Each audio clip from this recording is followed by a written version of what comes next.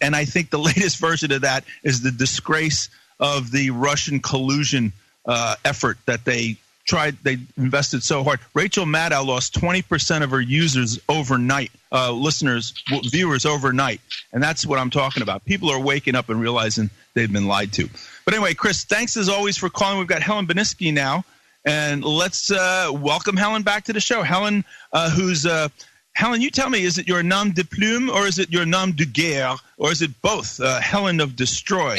It's both. It's both at this point, but good to be here. Very good. And that's you can go to her blog, helenofdestroy.com. It's really great. And with, as I said earlier, her sardonic wit. Helen, what are you writing about lately? There's so many things going on. What's at the top of your stack? Well, lately I've been writing a lot about the death of the internet, basically.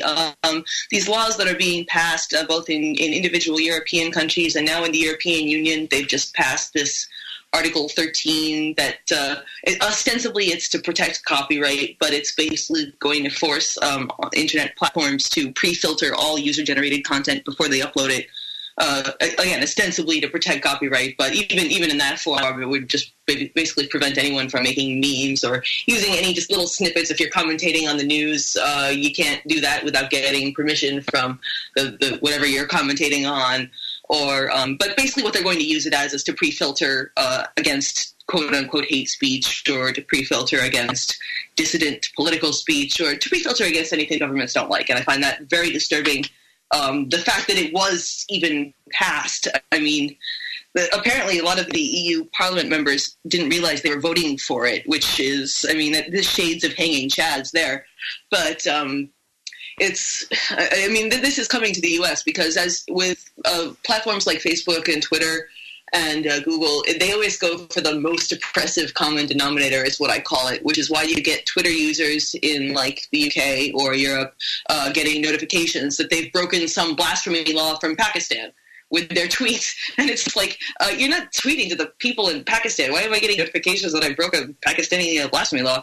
But that's what they go for. They just go for the most oppressive common denominator. And so if a tweet or a post or whatever breaks the EU copyright law, then it's not going to be allowed on platforms in America either. And I don't see all of these internet platforms packing up and leaving Europe just because some silly little law has been passed because they like these restrictions. These restrictions get them paid, and these restrictions get them favorable treatment by the governments if they cooperate. So unfortunately, I think unless something is done about this kind of is spelling the doom of the internet. I don't see how they're going to get around this. I mean, I see maybe a second internet, like a sort of like shadow internet, or just everybody's going to move over onto the dark net or something. I don't see how this can exist with what we currently have, and I find it extremely disturbing. Well, what you've just said opens up a lot of thoughts for me that bounce around in my head, and if I can enumerate a few of them, to begin with, this is classic globalization, okay, where the lowest common denominator rules the world, no matter where in the world you might be. That's the ultimate goal of globalization: one rule, one culture, one ethic, and no place to hide and escape to if you don't like it, as has been the case throughout history. When there's oppression, the Huguenots and you name it, many groups have left, pulled up stakes and left. Right now, a lot of white South Africans feel threatened in South Africa and are pulling up stakes and are being welcomed in Russia. You're not going to have anything like that once should globalization ever take hold. So I think these rules are sort of like, baby steps toward that, or maybe not so much baby steps, number one. On the other hand, more like galloping towards it. Right, but I would be more concerned if I thought they were going to ultimately be effective, because I don't think they are going to be. This is the same problem that emerges after you've got the printing press and so forth, that censorship comes in and sometimes it's effective and sometimes it isn't. You've got samizdat, I think people are going to come up with other ways, like with that Pepe the Frog thing, that Pepe the Frog meme? Yeah, of course. I don't even know what it means, but I know it means a lot of things to a lot of people. Well, I know that it really pisses the left off. And so now it is hate speech. I mean, this is what I'm talking about. XX is hate speech. Two letters. That's right. XX is hate speech. So, people are going to find ways of getting around it. And, number two. Number three, I think it's a sign of distress. I think that they know that they're losing control of the narrative, so they get desperate like this. Number four, I've always been amazed at the free flow of copyrighted material on the internet since day one. And I always thought they were just getting everybody used to it. And then when everybody had nothing else to depend on, they were going to lower the boom. But I mean, you could see movie clips, you can see whole movies, television shows, listen to music without having purchased it anymore. There's just a ton of stuff. That's free and really great for us. But what about the poor people who wrote those songs and stuff? What were they supposed to live off of? Well, actually, it's interesting. If you look at the EU law, the only people who were in favor of it were these big, huge recording industry conglomerates. Like even individual artists and stuff were not in support of this because they weren't going to be the ones making any money off it. Their record labels maybe would make some money off it. But I mean, the music model of today is not the music model of 30 years ago. So it would have been just like the record labels and maybe the big publishing houses. And most people are find the trade-off for copyright in terms of what you get in return as far as collaborative potential and just the sheer availability of information, as you say, is. And I agree in a sense that. Well, Helen, I don't want to hold on. I don't want to see you get cut off. We only have 5 seconds. We'll be right back. As you could tell, just our first segment alone with Helen Beniski right after this.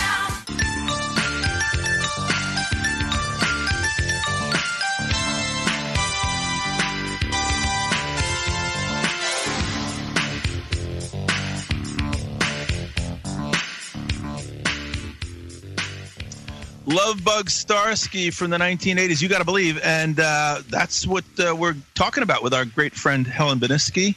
Helen of desTroy.com, as we said earlier, her nom de plume and nom de guerre simultaneously, and it's just great, insightful stuff. Helen writes for, can we say on the air, Helen, who you write for? Yeah, RT, and many, many great articles there. Helen, do you have a distribution list or an RSS feed? I don't even know if people use it. I have an RSS feed on my website. You can also follow me on Twitter at Velociraptor23. I'll spell that VELOCIRAPTURE 23. Why did I pick something that's so difficult to spell? I'm not really sure. But that's my Twitter, and basically I post my articles there. So if you want like an update by update, and then I post like a sort of dispatch of my articles at the end of every week. So that's always the trade-off, isn't it? Something clever and insightful and witty, but maybe a mouthful versus the need to communicate quickly and easily, isn't it? Yeah, also somebody had a Velociraptor without the 23, which is just silly. I mean, why would you? I thought I came up with that, but oh well. Well, that's the amazing thing about the internet. We find out that just when you wanted to get a domain name, somebody got it a long time ago and isn't even using it. They're parking it. So there you have it. In any case, so we've been speaking with Helen. Helen, what is the particular attempt in the EU that to use this lowest common denominator method of shutting down innovation and thinking and so forth? Basically, they're trying to put the cat back in the bag as far as like just the sheer freedom to collaborate, freedom to make art, freedom to use copyrighted things, little pieces and particles. Even in terms of satire, like they want to use this pre-filtering software to stop anyone from using any little slice of a copyrighted material without permission from the copyright holder, and that eliminates the ability, like these AI, these algorithms can't distinguish between satire or fair use or any of these previously acceptable purposes for using copyrighted material. So it's basically just going to be using a nuclear bomb to kill a mosquito, essentially. And I also believe, and many other people believe, that it's going to be not even used so much against copyright as against quote-unquote hate speech or any sort of inconvenient speech to the ruling power structure. Yes. Yeah. I mean, you rightly point out, and I know I've used it a great deal myself, satire has been a special protected form of speech. And also reporting on reporting is also fair game as well, right? Yeah, commentary is now you can't do it. I mean, if it's going to be pre-filtered as like that, commentary would be disallowed. So it really just takes a hatchet to this idea of what the internet has become. It's just open and democratized, and everybody can do all of these things with all of this material, and it's so great. And they're just deciding we can't have that anymore. Let's just cut it off at the root. Which, I mean, I don't see how they're going to pull that one off. But the software does exist. It's still in a very, very rudimentary form, and then that's even scarier because it's like even the mistakes they make will cut off even more. The collateral damage will be enormous. Well, assuming that they really are making mistakes, let's face it, satire has always been the bane of the tyrant. I mean, all the time. So, I really don't think that this would be an accidental thing at all. No, I'm not saying that's accidental. I'm saying on top of satire, the stuff that they actually do cut off by mistake, like in addition to fair use satire, the normal things that would get cut off in this process. There's also just the errors that they would make. They would say that, this sounds like this, but it's not this. But we're going to cut this off anyway just to be safe. So that would be a mistake. Well, yeah, and fair use, satire, these are, time-honored things that are a pain in the neck to the tyrant. So they can act like they're I call it the incompetency defense. Oops, the problem is with them, there's never anybody to reach on the phone or anything to complain about or have it remedied, so which... Yeah, that's by design, of course. I mean, they don't want complaining to customer service. No, there is no customer service. Well, not to mention the fact that you'd actually have to pay people. But I hear that was it you that sent out the article that there's these Facebook censors or something that are getting PTSD from? Oh yeah. I think we talked about that the last time I was on here. The Facebook censors that they subcontracted out to another company, of course, so that they don't have to pay them as much, so they get like minimum wage. But they're the ones who have to deal with all the objectionable material day in and day out, and they end up eventually. I mean, after deleting quote unquote conspiracy theories from the internet all day, they start believing the conspiracy theories. Things like, oh well, maybe the official story of 9/11 might not be true. Oh, I have to reorient my whole worldview now. Ruh-roh. Yeah. So yeah. So I mean, it's interesting because, as you point out, the technology. I mean, they're hoovering up every bit they can get on everybody. I mean, I believe that I've hung myself a million times over with my email writings over the last 20 years or so. Even though they've been to a very narrow and select audience, it's all being stored someplace. And it's not a narrow and select audience. All ends up in that NSA data repository underground in Utah or wherever. Right, and I'm guilty therefore of pre-crime.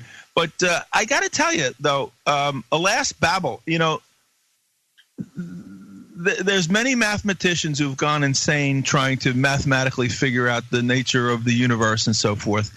And I always have felt that the allegory of Gollum and the ring, and the power that comes with the secrecy as a corruptive force. You start once you have an alternate view of reality, once you know what everybody's deepest secrets and thoughts are, and you can never expose that that, you have a double brain that you have to develop. What can you say even though it's not true or whatever, and what you can't say. And when you try to quantumly multiply that by all of the technology and everything, you're going to end up with a pile of stuff that is so difficult to manage and so difficult to understand, it's going to breed insanity if you try to do it. And it's going to topple like the Tower of Babel did. Yeah, I think that's why they're trying to do all of these artificial intelligences and whatever, because there's no way a human is ever going to go through that pile, and they need like these spiders and robots and whatever, like by robots in the software sense, but like spiders to go and index the data and find patterns and basically accuse you of things you have not done yet, but which they are certain you will do. And I mean, they're already using this stuff in police departments all over the country, and I think in the UK they're also doing it. So, I mean, basically we are living in a Philip K. Dick short story, and those never seem to end well for the humans, now do they? Well, I don't know. The humans are still around, and there's a lot.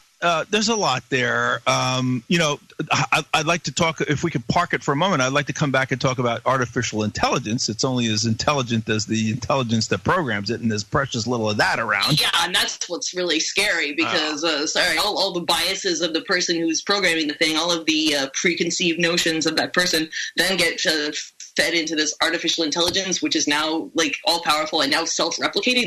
They have ones that can like, and all of the ignorance of the programmers, as well as biases and so forth. That's one aspect of it. But when you have all of this information out there, it becomes the human spirit. The rules of the game of life are such that there has to be. It can't be totally in solitary confinement, the mind and the spirit, for very long before the whole game gets shut down. And it's like I said, I think it's a fool's errand to think that you're going to be able to control everything to the point where what you're going to end up with is a world so boring and dull that no one's going to want to live in it.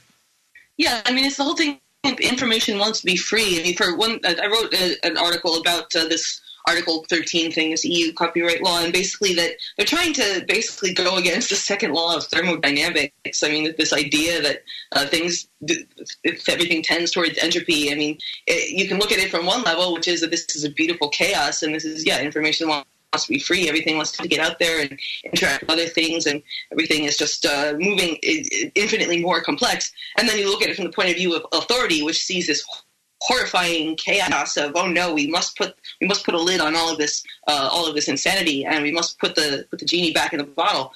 Which, I mean, you can't do it. You can't. The laws of physics don't go two ways. They're the same. Yeah, but it's a very fragile thing. Samizdat, helped to bring down the Soviet system.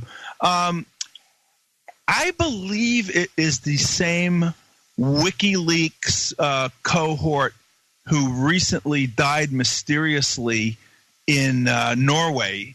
I believe the guy's name was Campion. I had him on my show a few times early on when I first started this thing, and he was a big internet and electronic freedom person, and he had a lot of advice. It's so simple, Helen. Just start going to websites you have absolutely no interest in, and fill their database with junk. Okay, there's actually programmers that hackers have written that will have that are robots that'll go out and have your computer just go to sports sites and this and that and the other thing and put gibberish out there, and you can clog the system up. You have Talk Like a Pirate Day or something. Talk. I always want to have Talk Like a Terrorist Day. What if everybody on Earth picked up the phone one day and said, "Bomb terrorists"? Oh yes. Like that. That's definitely something everybody should do. We should do it. Maybe we should have a panel at the Left Forum this year to talk about doing that. And I do think. I mean, I was thinking about, because somebody asked me if I was going to do a panel at the Left Forum this year, and I was thinking about what I want to do. I definitely want to do something involving this censorship thing, but I mean, it could be two-pronged. It could be that and this: how do we get around the surveillance state? Because the surveillance state is getting ever more surveillance-y, and something's got to be done about that. You just gave me a great idea, but we're out of time, so we'll talk about it on the break, and we'll bring it back to the audience. We're speaking with Helen desTroy, Helen of desTroy, her nom de guerre, nom de plume, at her website, and we'll be right back with Helen. All right, good friends, welcome back. Tom Kiely here, INN World Report Radio. Every Tuesday and every Thursday here on the Great Logos Radio Network with the great Helen desTroy, or Helen of desTroy, where you can read her very, very interesting, and I must say, extremely well-researched writings at her blog, helenofdestroy.com.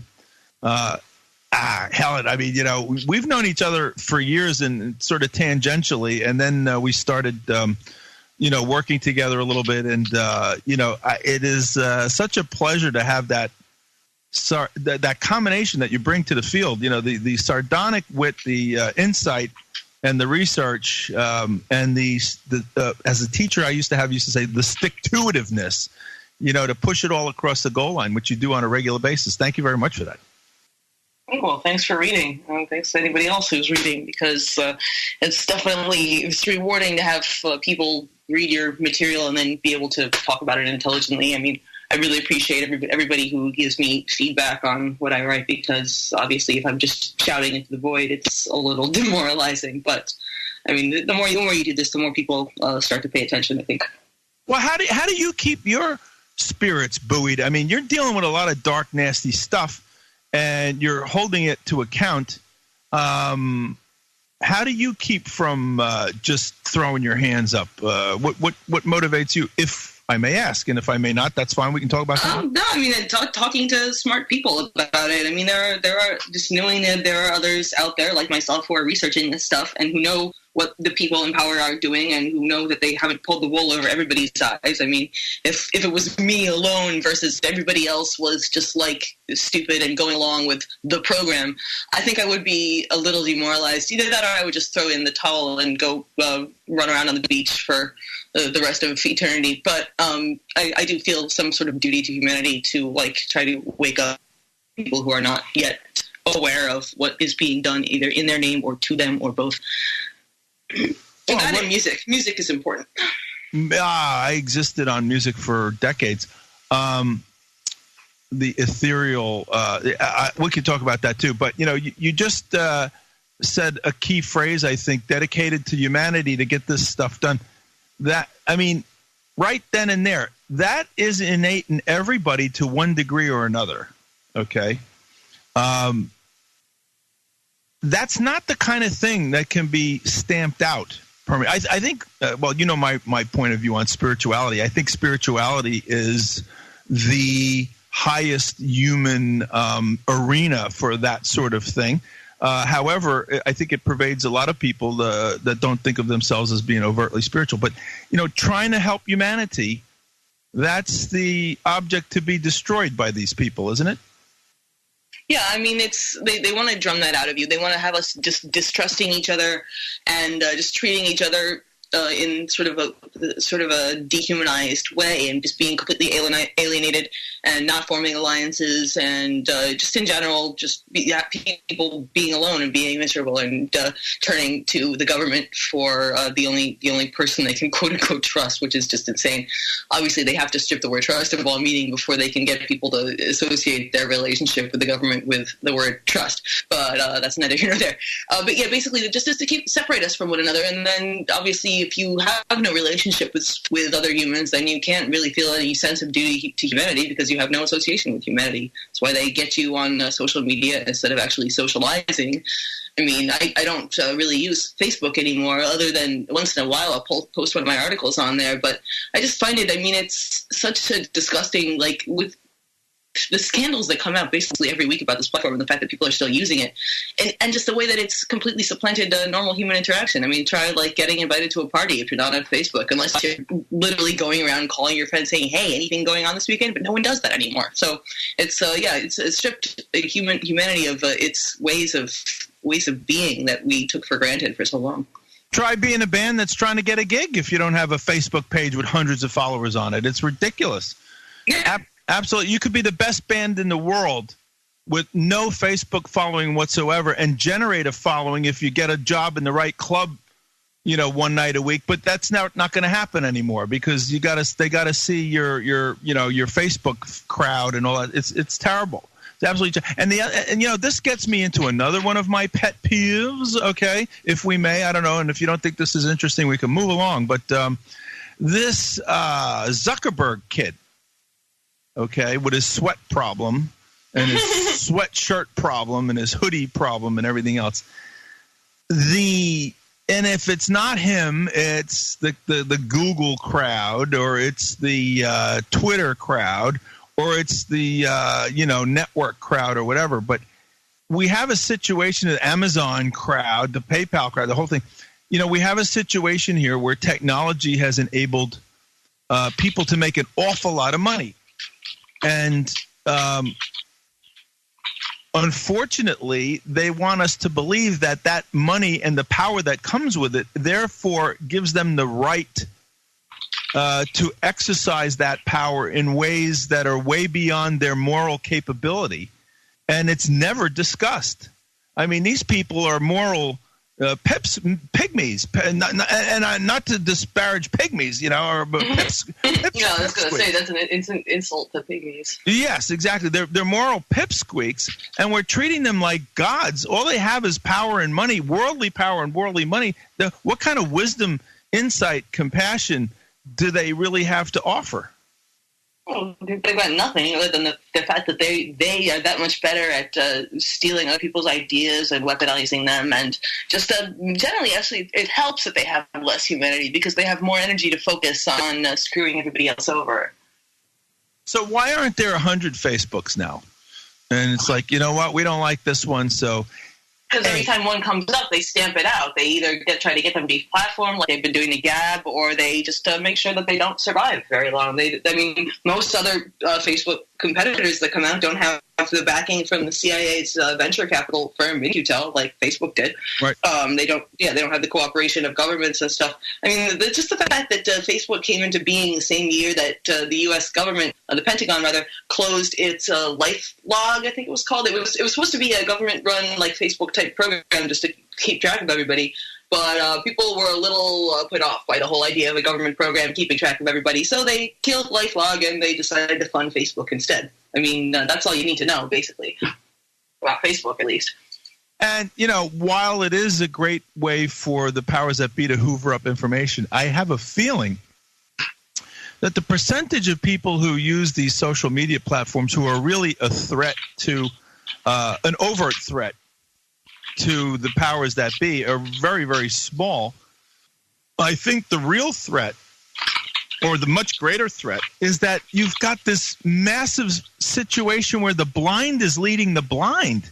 You got these idiots who do not research like you do or like I do, and yet they speak with authority because they've watched Rachel Madcow enough to know the talking points, you know what I mean, or Fox or whatever, and then they've got hundreds of followers, and the people who don't even go to that effort listen to them, and it's the blind leading the blind, and it's a hopeless, while everyone's traveling in circles in the desert, the powers that be just smile and say, as long as they're traveling in circles in the desert, they're not coming after us with torches and pitchforks. Yep, it's all about reorientating the rage. I mean, people know that they're supposed to be angry, and they know that they're angry at something, but they don't really know what. And so if they can be convinced to watch these stupid media people, they'll redirect their rage at the wrong source, and so it ends up with what you were saying before, this circular firing squad. Although this is a different kind of circular firing squad. It's just people who should be angry at the ruling class are instead angry at the guy one rung up from them on the ladder.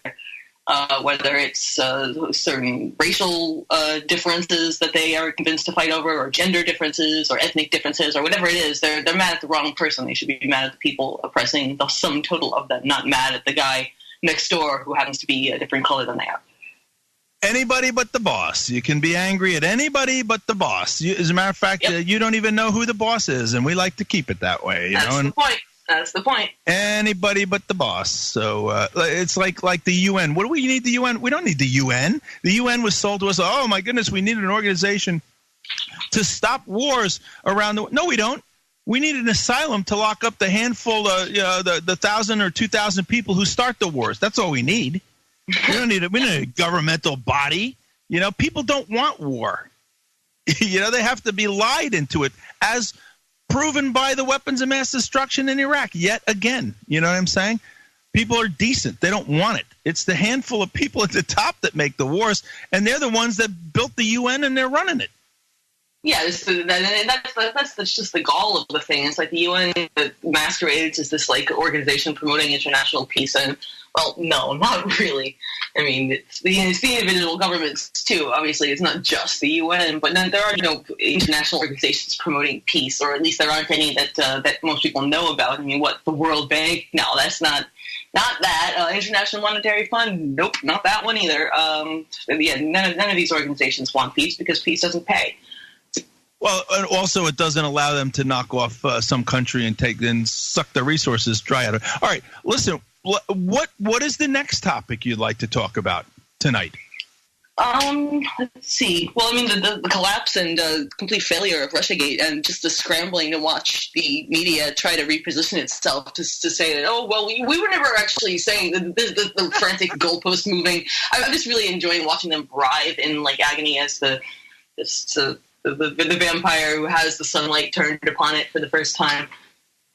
I think that's an exquisite topic, and there's so much there. Okay, so let me ask you a few things. We've been subjected to this crap, night after night, breathless. I like your expression, pearl clutching. I'm using it now too. So let's break it down. Of the culprits who've been propagating this swill, what percentage of them do you think are even smart enough to know that that's what they were doing? What percentage of them do you think are smart enough to, or dumb enough to, who didn't know that that's what they were doing, and this is kind of coming as a surprise to them? And what percentage of them were smart enough and didn't care? I think that Rachel Maddow was smart enough but didn't care. I mean, she's extremely well-educated. I mean, she was a Rhodes Scholar and all of this. I would think at least that she's smart enough and didn't care, because she was making lots and lots of money off this. She was number one in all the ratings, at least for MSNBC. I think she was number one in the ratings for that time slot. I don't actually know, because I think she's number one at MSNBC, but didn't hold a candle to Sean Hannity, I don't think, and maybe even Tucker Carlson now. Okay, but I think she was smart enough to know that she was just completely making stuff up, because especially when she started talking about things like, oh, well, what if Russia cut the power and it was the coldest day of the year and everybody froze to death? Wouldn't that be terrible? And no, it's Trump's fault. I mean, I can't imagine that she actually believed this stuff. Some of the other ones, I do think they believed it, just because they're so delusional and so caught up in echo chambers. People like that idiot from the Young Turks, Cenk Uygur. That guy. Yeah, I think he's dumb enough to actually believe his own nonsense. Yeah. And I mean, and then of course he was one of the most frantic goalpost movers afterwards. He's like, oh, well, but no, I was talking about the collusion that happened after the election. Wait, the collusion that happened after the election? Do you know how stupid you sound? I mean, the collusion that happened after the election? How do you win an election after an election by colluding with a foreign country? That doesn't even make sense. The collusion that was illegal and traitorous that Mueller can't prosecute anybody for. That collusion? Yeah, the collusion. No more indictments. The time traveling collusion. That's a fun one.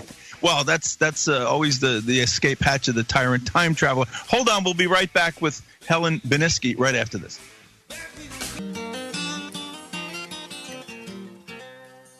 Helen Beniski, also known as Helen of desTroy at helenofdestroy.com, is our guest tonight. Helen, we started to talk about the demise of Russia collusion and the reaction in the media. It's amazing to behold. I think they're going to try to shake this off and try to continue with the same kind of unjustified gravitas as they wasted in the 2016 election and then in this effort subsequently. Do you think that it's going to have an impact on the media to some kind of a, wake-up call on them? As far as self-awareness, no, I don't see any of that happening. However, the one thing that does worry me is the possibility that Trump might see it as sort of a way to go after just dissident media in general. Not that this mainstream media is dissident media, but that the dissident media might end up as collateral damage with one of these fake news laws like they've got all over Europe. He did send out a letter to all the TV networks basically saying, I told you so, which, I mean, that's his right to do, and I think that he's earned some bragging rights, or gloating rights at least. But I am a little worried that there's going to be enhanced regulation on the media now, and that it's going to ensnare some non-mainstream media in its grasp. I know that he would never go after his Fox News. However, I don't think he really cares about alternative media. I think he wants to go after CNN and MSNBC, and if anybody else gets swept up in that dragnet, then he could care less. Well, I don't know. First of all, astoundingly, okay, when it comes to the mainstream, of course, you and I have many, many sources in the alternative media, and we share them and that's great, okay? But when it comes to the mainstream media, the dissonant voice is coming from Tucker Carlson, almost his entire show. Sean Hannity, maybe 50% of his show. And Laura Ingraham, maybe, 50% of her show. They're all fine. Pardon me? But Sean, I don't watch her show, but Sean Hannity is basically a one-man Trump cheerleading squad. I don't... No, there's not much interesting going on there. But Tucker Carlson, actually, I never thought I would say this about this little bow tie wearing smirky guy, but he's actually proved himself to be quite a person of integrity, which is surprising. Formerly bow tie wearing. They won't let him wear it on Fox, okay? And he used to be on... They don't let him wear the bow tie on Fox? They banned his bow tie. Yes, it was too radical or something. It was too radical. And, he used to be on CNN. He had his own show on CNN. I think he might have even been on MSNBC. And Hannity, yes, he's a big Trump cheerleader. However, and half the things he cheerleads are just dumb stuff, But he's also been indefatigable on unearthing the Russia collusion hoax. And he's had these great reporters, Sarah, what's her name on there, and a couple of other, John Solomon and Sarah Carter, who have been on this story correctly from day one. I've learned more from them on this thing because I don't even know what the traditional alternative media has, if that's been digging so much around. But they've really been exposing this thing, and I've learned a great deal from his show with those people. Yeah, that's true. It's to get really down in there in the details of this insane conspiracy. I think that the alternative media had a whole lot of other things on its hands, the stuff that the regular mainstream media doesn't touch. So, yeah, I guess that Hannity did perform a service by digging into the meat of the Russiagate conspiracy that nobody else wanted to deal with. And now what he's doing is saying, okay, America, what are you going to do with this now? And that's a very valuable thing to say. What are we going to do with this? Is it going to be another Iran-Contra where it all gets swept under the rug, or are you really going to do something about it this time? And that's what he's saying night after night. And I have to agree with him. And where is anybody else saying that, even in the alternative media? What are we going to do about it now that it's out in the open? Is Trump going to fall backwards, or is he going to declassify this? FISA stuff, the FISA court stuff was a horrible miscarriage, or not it was just tyranny. And the FISA court itself came out of the church hearings in the 70s when they had all these secret abuses, and it turns out to be the tool of the abusers. Yeah, that's how these things always end up, is that the who will regulate the regulators, who will watch the watchers, or who will watch the watchdogs, rather. And, they just end up being weaponized again, and it requires another layer of oversight. Unfortunately, bureaucracy only grows in one direction. Layers of bureaucracy are never slashed down. So you end up with all of these regulatory organizations watching each other, and the American people are the ones that lose out. And it's designed to make sure that they stay losing out. But let's see, the silence of the FISA court judges is deafening, okay? It's out in the open now. They were lied to, they were misled, and their silence is, I think, indicative of their collusion in on this whole thing, or some of them. Now, we do have the Inspector General and the special prosecutor out in Utah working together, Horowitz, and they're supposedly looking into a lot of stuff. But, boy, this thing takes a long time. And, the tweets – what about the tweets, the damning tweets that were lost by the thousands? The Inspector General Horowitz came up with some, but now there's a whole new raft of them that are missing. They're not missing. The NSA has them.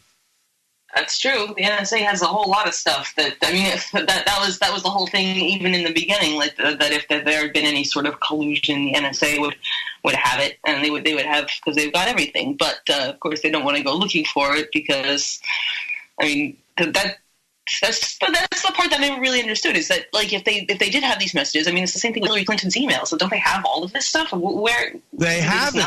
Yeah. They have it. Okay, and it's a fig leaf to say, well, they can't release them because it would be showing national security means. That's not true. Everybody knows they have, especially our enemies. So come on.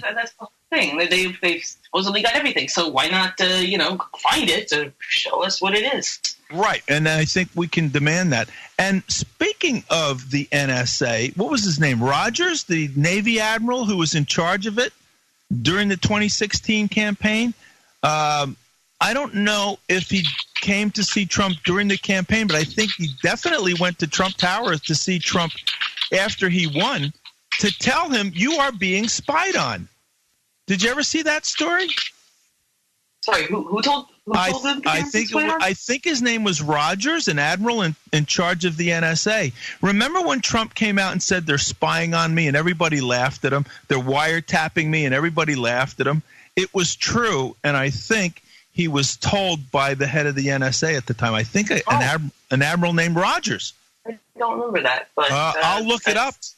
He was told that, and so I think there are some people who recognize the danger of this, even though they're entrenched in the system. And you would think that there would be some principled person somewhere in the government who would at least, maybe if they didn't like Donald Trump, okay, whatever, but at least let's follow the law in pursuing him. I mean, that was always how I've looked at it, is that I have no love for this guy, but there are so many things that he's doing that you could legally go after him for. I would say fomenting a coup in Venezuela would be the number one on my mind right now. He's the latest in a long line of people that have done that. But you're right. I know this doesn't make it right, but but it's just like the Russiagate thing was always so stupid, because it's like you're shooting yourself in the foot as far as being the quote unquote resistance by completely decimating your credibility. When there are plenty of legitimate avenues in which to pursue this guy, but we'd rather not do that because this Russiagate thing is so shiny and no, it was always a stupid idea, and it's let's irritate the only other giant nuclear armed power out there. I mean, not the only other, but the most nuclear armed power out there by creating this stupid fiction. And then let's end up with a lot of egg in our face 2 years later and basically hand Donald Trump 4 more years of presidency. That's a great idea. I think that's what's happening. The ridiculousness of it is going to sweep him back into office. But the problem, you talked about the resistance, their damn problem is that they've allowed themselves to be so buffaloed that they don't even know what they're talking about. Where were they when Hillary was pushing the invasion of Libya? Yes. And Syria and the fake chemical attacks and everything else? I have no sympathy for them whatsoever. They're not the resistance. They're there's, I won't say, it's a family show. But anyway, we have a moment right now. We're at a real expose. Trump just might have a hard enough head to release some of this stuff. What are we going to do? This could be something if we push it. And I don't know. Hold on. We're speaking with Helen Beniski. Helen of desTroy.com is her blog. We'll be right back with her just after these messages. Helen Beniski, our guest tonight. Helen Beniski's website, where she writes under her pen name of Helen of desTroy.com. Helen, I would like to say a few more things about this Russiagate thing.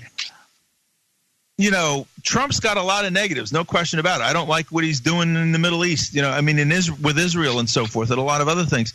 On the other hand, he is a lightning rod who is serving, however inadvertently, to expose the deep state is in such a panic that it's doing things out in the open that it never does.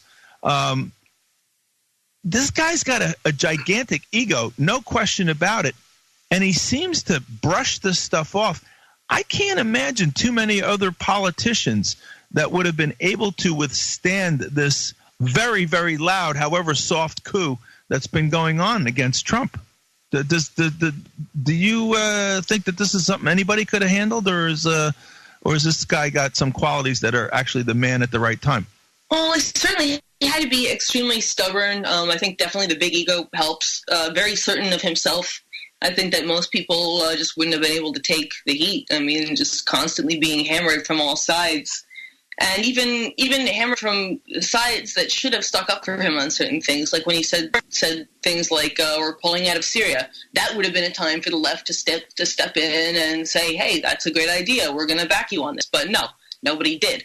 And so, it would definitely, you would have to have a Trump, or else anybody else would have just not have been able to stand up to it.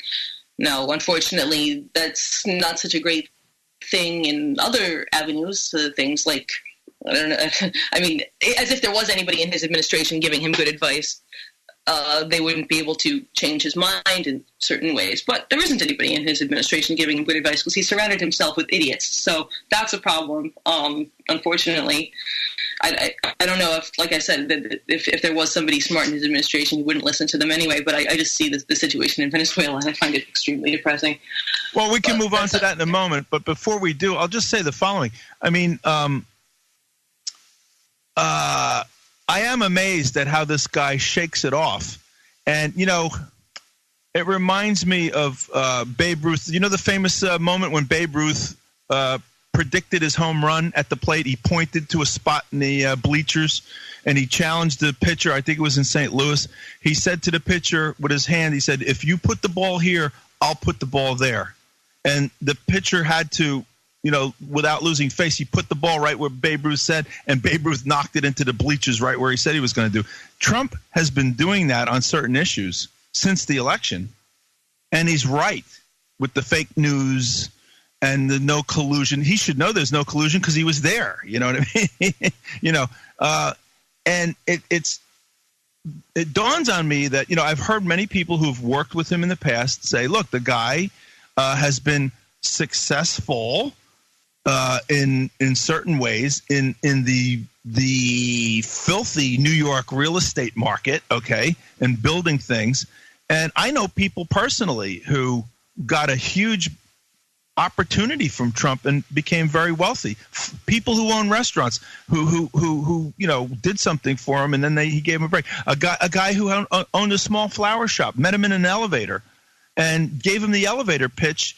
Trump gave the guy an opportunity in one of his hotels and went on to do so many of his buildings and did really well. The point I'm trying to say is these people all say the same thing. The guy can process data and, you know, try to come out on the top of a deal over and over and over again. I think he came out way on top of this Russia collusion deal just now.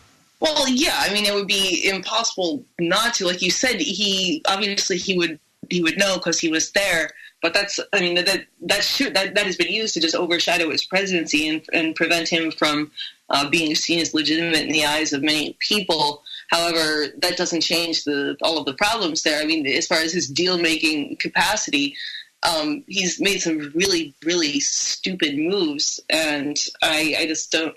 As far as foreign policy concerns, it is a total disaster. And now he's got people like Mike Pompeo in charge, who are, I mean, I call him Rapture Mike because he apparently used to walk around the corridors of the CIA, buttonholing his colleagues, trying to talk to them about the rapture. And I mean, I have a hard time believing anything about what happens in the halls of the CIA, but who knows? You know, maybe. No, I mean, you don't want a guy who thinks the world is ending to be anywhere near the nuclear codes, is what I'm saying. I mean, it's fine if you want to believe that stuff on your own time, but you don't go around doing it at work and trying to hasten the end times, which is, I think, what Mike Pompeo is doing. Oh, come on, Helen. Don't be such a fuddy-duddy. The world is going to be ending in about 11 and a half years now. Oh, that's right. That's right. You know, what are you worrying about? We're going to party like it's 1999. It doesn't make a difference. It's all over. You know, who cares if there's a rapture guy with his finger on the button? It's all going to be done in about 11 and a half years now. They've got tickers on the internet counting off the time. Yeah, that's. I mean, she's doing exactly what I thought she was going to do. Basically, is making a huge fool of herself in the name of all of these ideas she purports to stand for, but doesn't really. Just to, you know, send more business neoliberalism's way, because it's not like we needed to, like that idea needed any propping up. She just feels the need to do it anyway, and just to make sure there's no alternatives the next time someone goes looking for one. So yeah, that really is too bad because she gets all the attention and she has no substance. And she's the greatest shill for the eugenicist banking oligarchy that there is. This is their show, climate change. And she's clueless about it. And in the end, her and that horrible girl, I think she's Swedish, Greta Thunberg. I have to look at her face one more time. she's got the most punchable little face, and I know you're not supposed to say this about a kid. She's made herself the face of the international version of what Ocasio-Cortez is in America. She's putting herself at the service of power she does not fully understand, I believe. But the thing is, it's all a facade.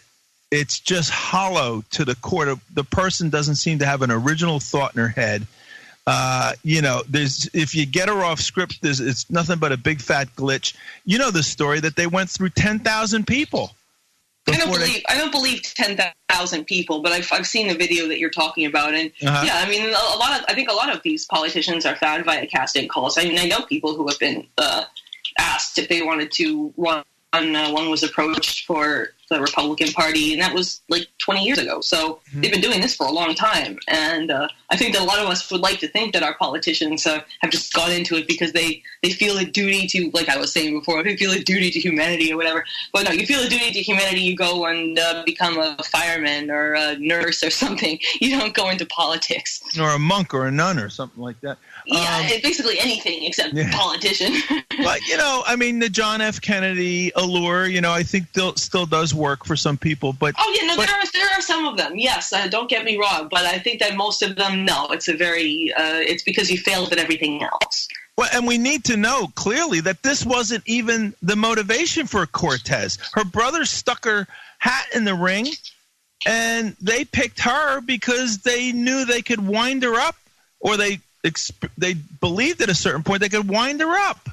This isn't a thought. She wasn't pining away to, like, at least Bill Clinton. There's a picture of him in the Kennedy White House as a kid, and this is what he wanted to do. This one was a bartender and the accidental congressperson. You know what I mean? It's like the craziest thing. And by the way, what do you think were the criteria that they went through? Because she seems to she's somebody that you stare at. In many ways, it's like watching a train wreck, but there's also, she has certain telegenic capabilities and so forth. Is there anything about her that wasn't gone over with a fine-tooth comb? I mean, that's a good question, because there was a stylist involved, I'm sure, because if she was a bartender, she couldn't afford all those fancy outfits. I mean, definitely the look, some time went into creating that look. I don't know if there was any sort of speech coaching. I can't really imagine that there would be any benefit to having her sound like that, though, because she sounds like this, and she sounds like Hold on 1 second. Hold on. We'll be right back with Helen for our last segment. All right, good friends. Welcome back. The great Robert Preston. We've got trouble right here in River City. It starts with a T. Then it rhymes with a P, and that stands for Putin. But, the Russiagate thing is so passé now that I think all we need to do is it starts with a T and it rhymes with so does Trump.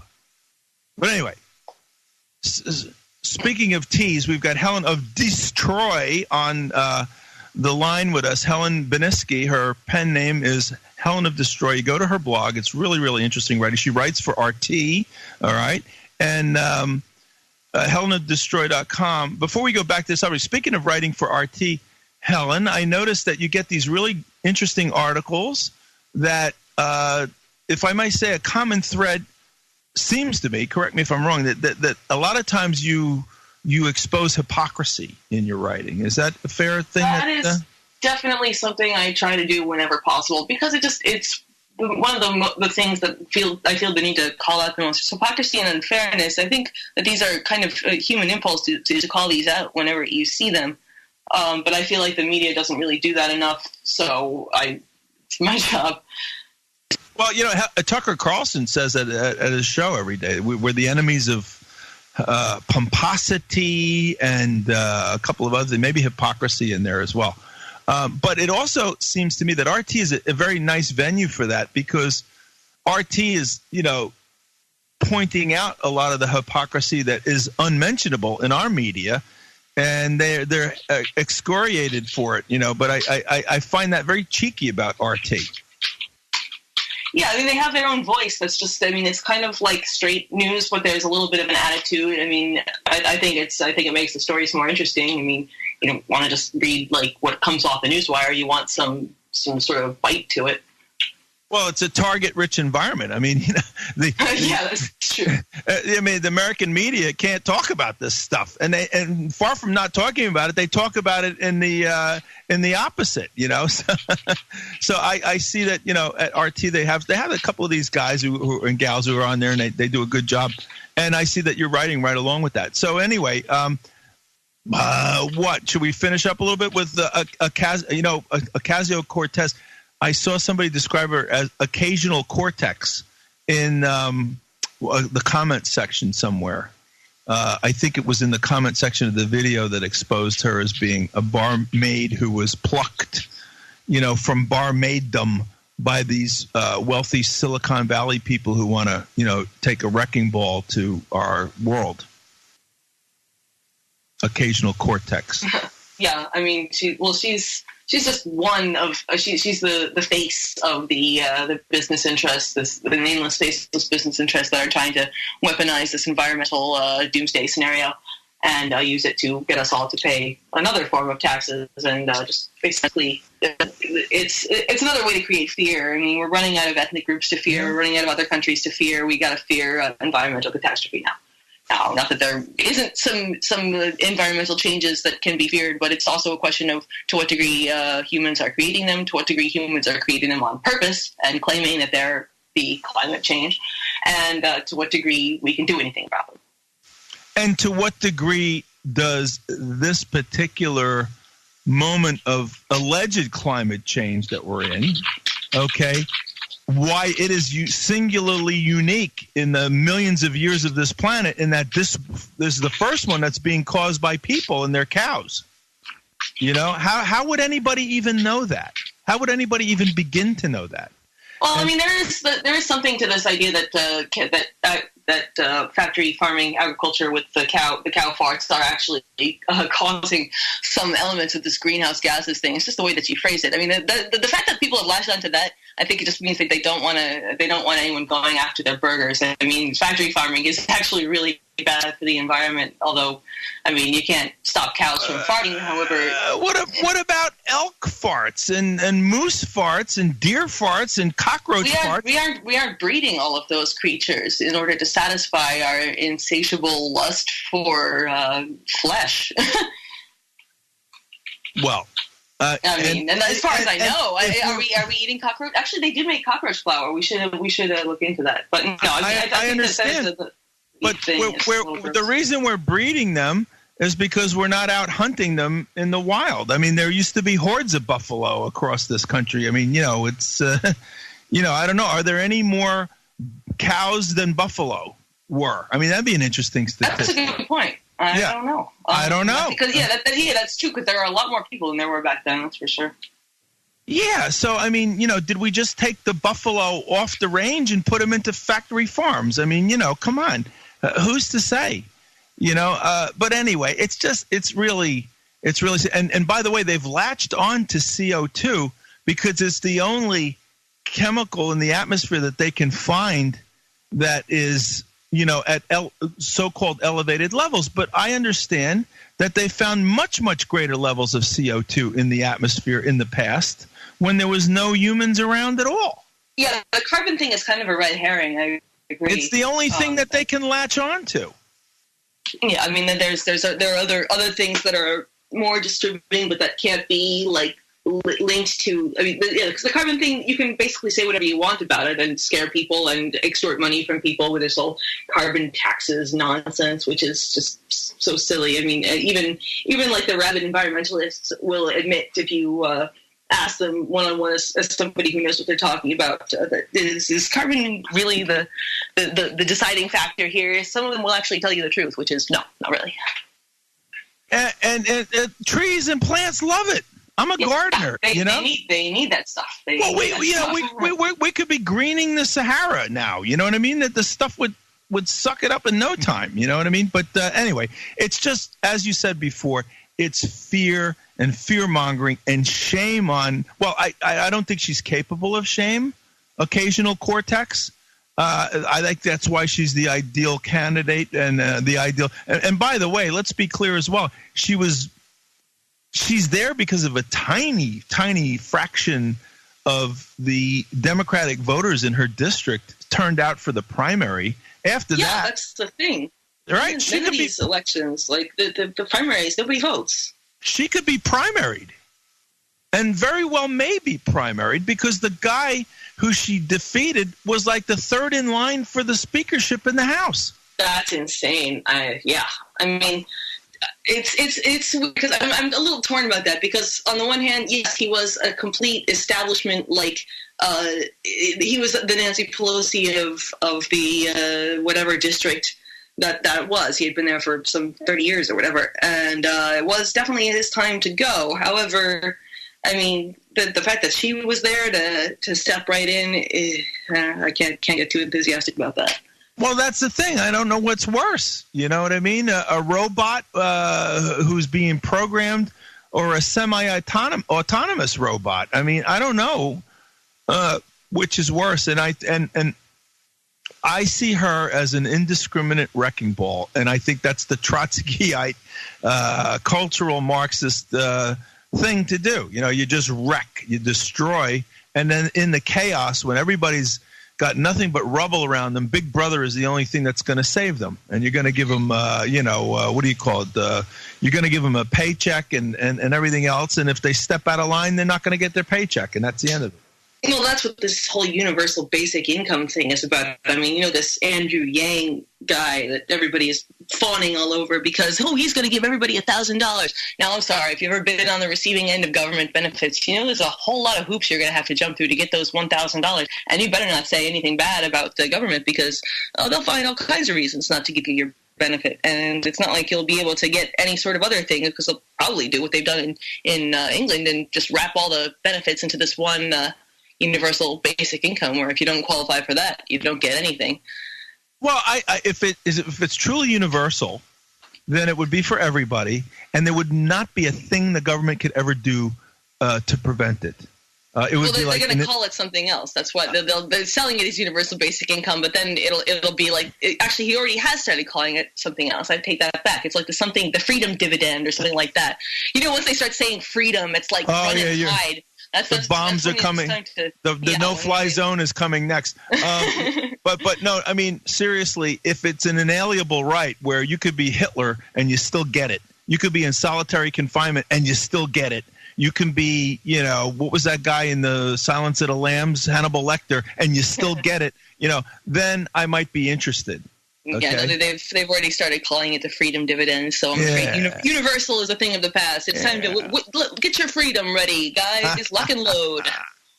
Here's you to keep your mouth shut, stay in line, and we'll pay you to keep quiet. You know what I mean? And that's it. So we'll see. I mean, it's a very interesting time, but thanks to very interesting people like our guest, Helen Beniski, whose blog is helenofdestroy.com.